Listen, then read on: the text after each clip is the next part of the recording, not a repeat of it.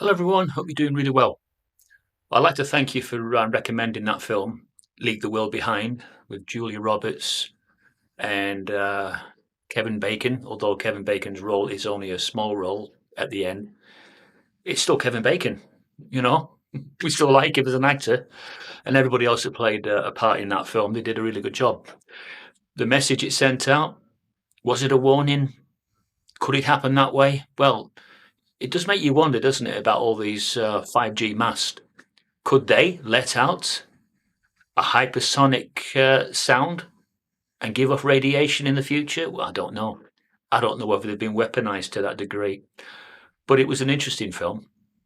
And I'm glad it touched on the nuclear shelters. Did you see how lavish that particular nuclear shelter was that had been built to modern specifications? It had absolutely everything. Wasn't I saying that they would all have a 10-year supply of food? Wouldn't that be the case?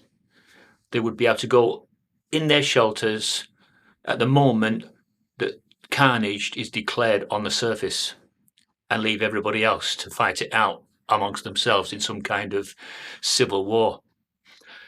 They'll start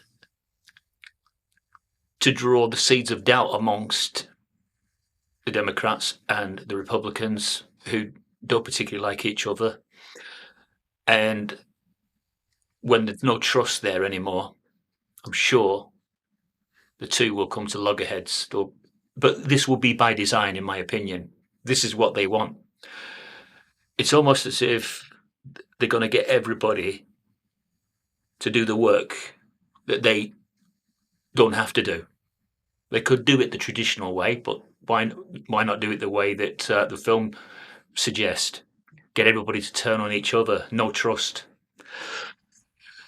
So while all that's taking place, all this distrust and all the catastrophes, the earthquakes that are going on, and the floods in Australia, and of course the Gog and Magog war that's going on between Israel, which has taken a new turn now, because our man Benjamin, he cannot be as cocksure about what he was previously doing, believing that he had some kind of God-given right to carry out some kind of removal of a particular race.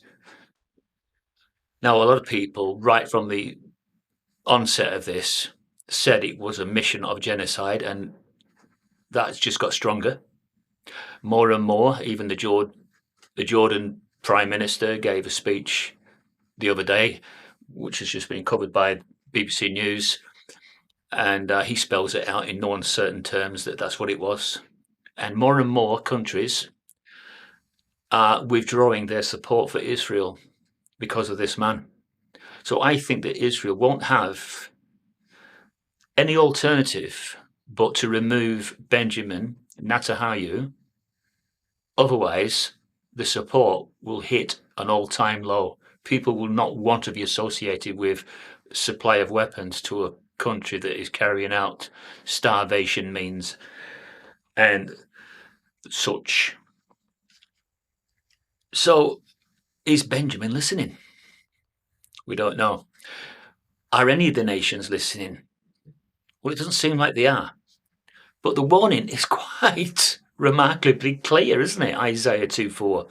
He will render judgment among the nations and set matters straight respecting many peoples, and they will have to beat their swords into plowshares and spears into pruning shears. Nation will not lift up sword against nation, nor will they learn war anymore. That's what the next ruling authority wants for the world. This next ruling authority, a righteous ruling authority, doesn't want the nations to be going to war every time. Wants them to be able to live in harmony with each other. Now, what's wrong with that? What is wrong with supporting that situation? Because alternatively, it means that we'll be forever slaves to whoever it is that decides whatever warfare they want to wage next. It makes you think, doesn't it, what's happening in the world in the moment? Is it by design? Now, I'm glad I watched that film, Leave the World Behind, because you know what surprised me about the film more than anything? Who funded it? Who produced it?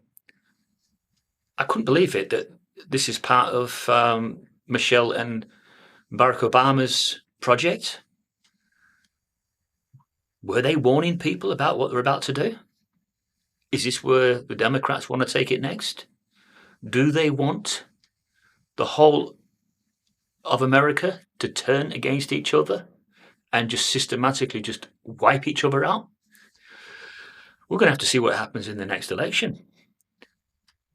All I can say is that if it's not a fair election and skullduggery takes place, I think people will be too quick to go for their guns. I think we are closer to a revolution than we've ever been. And all this time, people have been pouring into over the borders into America to fight for who? To fight for themselves or to fight for those that allowed them in? Makes you think, doesn't it? It certainly makes you think. Just a quick one. Just come back from my mum's house, just had tea. She's saying that she's going out next week on a Kingdom Hall get together, like a big meal that's being paid for, and it's to celebrate two Kingdom Halls coming together. Because that's what's happening now. They're sharing one king. That's how it is, isn't it? You know, it's not just one Kingdom Hall for one area. It's sometimes a few areas using the one Kingdom Hall, and they're having this meal to get to know the other Kingdom Hall members. Never used to happen in my day. We never did that, but things are changing. So it's just a quick one, and I hope you're doing really well. What should I watch tonight? I'll tell you what, I just seen a really good film. One of my favourite actors, Denzel Washington, and Russell Crowe, did a film called American Gangster. It is very good. The acting is very good. Excellent, in fact. So I recommend everybody to watch American Gangster. Now, afterwards, I might watch Donnie Brasco because I've never seen that. I think that's Al Pacino, isn't it? So I've got a few films to watch. Now I've signed up for another edition of Netflix, 4K, £17.99 a bloody month. I better get my money's worth or I'll cancel it. All right, see you everybody. Take it easy. Goodbye.